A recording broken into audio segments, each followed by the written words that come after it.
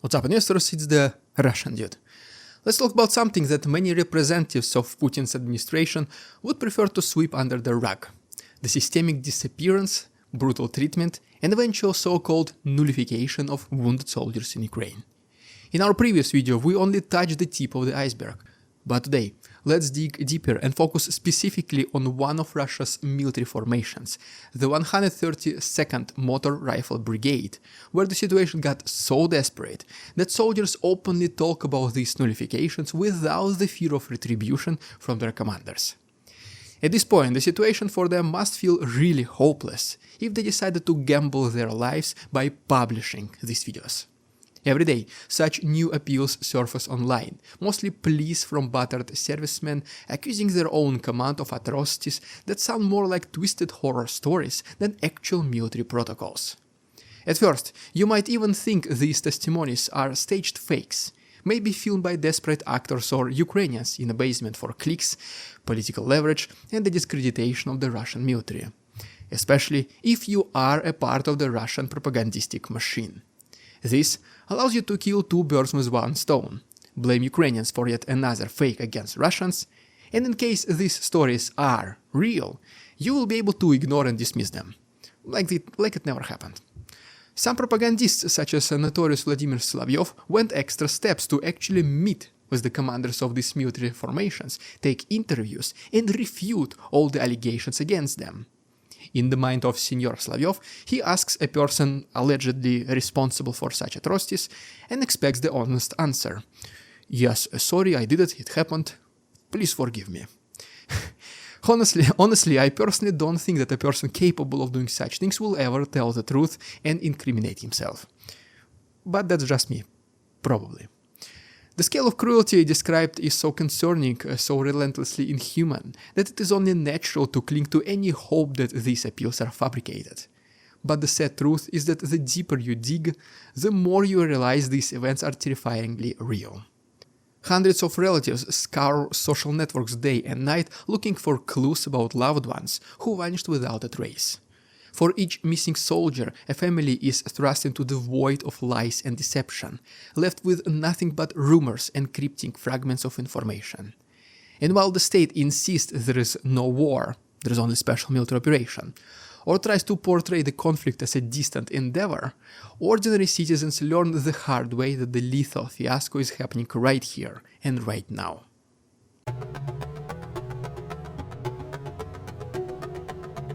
The story begins with a cryptic video message circulating on Telegram. In this video, a few terrified servicemen from the 101st Regiment and the 132nd Guard Motor Rifle Brigade claim that wounded soldiers are not rescued, but rather nullified, thrown away like disposable burdens. The images are grainy, the audio is muffled, but the raw desperation in their voices is impossible to dismiss. After all, several years ago, soldiers were prohibited from using modern smartphones along the front lines. It was specifically mentioned that those having cameras are absolutely unacceptable. I now only wonder why. For this reason, we are lucky to get at least videos of such quality. The men name the location where they are stationed, city of Toretsk, identify their call signs, and call signs of their commanders who should be prosecuted by military tribunal for their criminal activities. Closer to the end of the video, they confirm that injured soldiers are nullified instead of being sent to hospitals and treated. And that's despite the fact that there is a severe shortage of manpower. Every soldier counts, they say, and yet getting wounded equals being sent to meet the Creator. They specifically reveal some of the most recent nullifications, people who used to be known under the call signs Sultan, Harley, Lucky, and Isa, and pretty much beg the authorities or whoever discovers this video message first to take action against their commanders. What happened to these soldiers after the video was published is unknown. You see, this war spawns countless such recordings, and each new clip has to be studied carefully to see if it is real or if it is just another ploy by someone trying to manipulate public opinion. And to be honest, yes, fake appeals were made in the past. Even so, a massive network of grieving wives, siblings, and parents is scouring every corner on the internet for evidence of their loved ones. Entire communities with hundreds of thousands of members exist online, where requests to help find their fathers, sons or brothers are published literally every single minute. Which, by the way, also allows us to assume that the real losses of the Russian army are way higher than the official numbers, judging just by the sheer number of such requests and how frequently they are published. Whenever appeals by soldiers are uploaded, every single member of these communities keeps asking the very same questions. Is this my husband? Is that my brother's voice echoing somewhere down the dark corridor? And each time they subconsciously hope it is not. Because if it is real, the consequences for this soldier after the commanders find out about the video are too horrifying to bear. There is also one of the biggest dilemmas of these families in search. They want to find any single trace of their loved ones, but they are afraid to watch such videos of soldiers who are obviously in distress. By the way, speaking about the videos from Ukraine, recently there was a huge battle in Kursk region between Ukrainians and Russians with North Koreans, and the battle lasted for more than 8 hours, but all the main highlights were quickly summarized in a 7-minute video. I want to start giving more benefits to my current Patreon members, such as uploading these uncensored full versions of these videos. So if you wish to support our work, see hundreds more photos and videos from Ukraine every single week, and receive daily episodes, these ones in early access, please use my link down below, because it is a really good way to support the channel. For these guys, I thank you so much.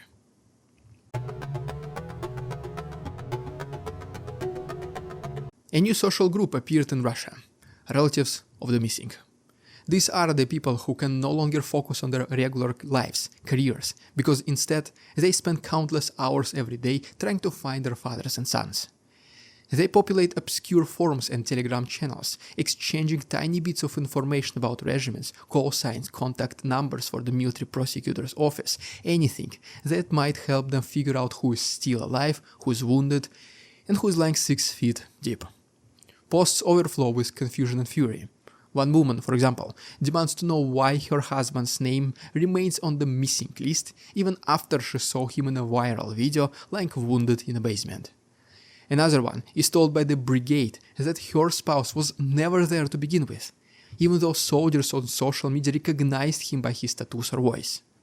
It sounds chaotic, because it is. But behind this chaos, you can see a pattern. The system is designed to keep families in the dark. They are told to be patient, to trust that the army has things under control, or worse, to stay quiet if they know what's good for them. If a wife dares to go public, she is intercepted by officials who label her a troublemaker, traitor, or a foreign agent. Her social media might be hacked or flooded with hateful comments by Kremlin bots. And meanwhile, she is left replaying the very same grainy video over and over again in her mind, wondering if that blurred face is really her husband and whether he is still alive or not.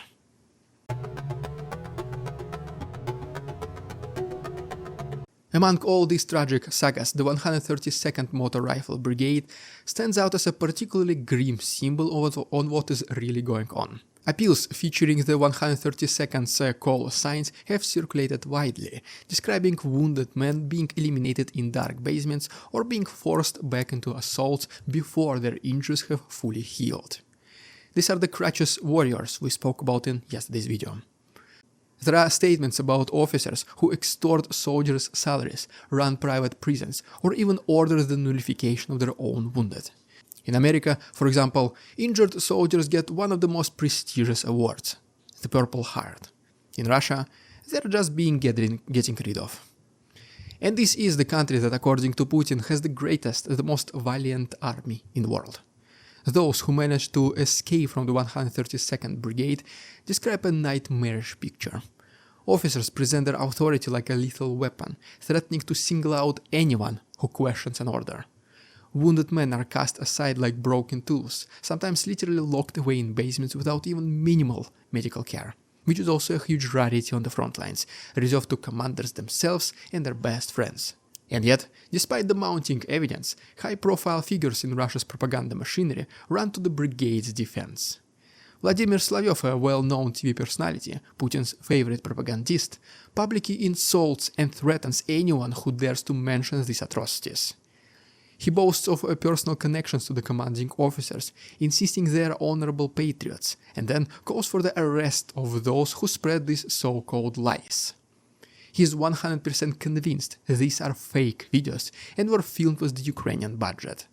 The only thing he acknowledges might be true is that these soldiers are actually nullified after, but not by their own Russian commanders. Instead, by Ukrainian cameramen and their crew, so that they will never be able to tell the real stories and how much money they got paid by Zelensky himself. But the families of these soldiers don't see them as lies. They recognize their faces, they hear familiar voices, and unfortunately they see them as the only explanation for why their husbands, sons or fathers have vanished without any single trace.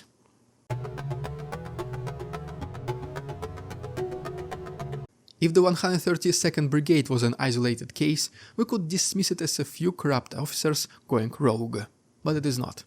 The 55th Motor Rifle Brigade finds itself in a similar situation, with wounded men forced back into the thick of a battle. Commanders confiscate soldiers' pay, place the injured into the inhumane conditions, or outright beat them. And then there's the 25th Brigade, allegedly led by a colonel who once got drunk and decided to send an entire group on a hopeless mission, just to cheer up himself. The pattern is depressingly consistent. Anyone who tries to document or expose these abuses is branded as a traitor. Propagandists, high-ranking officials, and members of Putin's inner circle praise them as real Russian officers, while ignoring the pleas of desperate relatives. Solovyov, once again ironically, is never far from any of these units. He has filmed glowing documentaries praising the leadership, highlighting acts of bravery, insisting that everyone fights out on their own free will. He even talked about one brave Russian soldier who did end up with crutches and was offered a ticket way back home. But he refused it, saying that he will fight until the very end. But as expected, Solovyov referred to him as a soldier. Behind the scenes, the real stories seep through countless text messages and phone calls. A mother sobs that her son was forced to rejoin an assault company, even though one of his legs was not working. A wife learns her husband ended up in a morgue with no ID, even though she is positive he carried a photocopy of his passport in his pockets at all times. The grim reality emerges. These are not isolated incidents, but a systemic pattern of cruelty fueled by fear and lies. Well, there you have it, guys. If you enjoyed today's episode, please subscribe to my channel for more videos like this. If you wish to support my work, don't forget about my Patreon with this full Kursk battle uncensored video. The link to my Patreon is down below. Thanks so much for watching. See you tomorrow. We won't succumb to their tricks, the facade they try to sell. Their twisted words and feeble claims on us all they cannot quell. We see through their lies, their feeble attempts to sway. We do not believe in ridiculous Russian propaganda.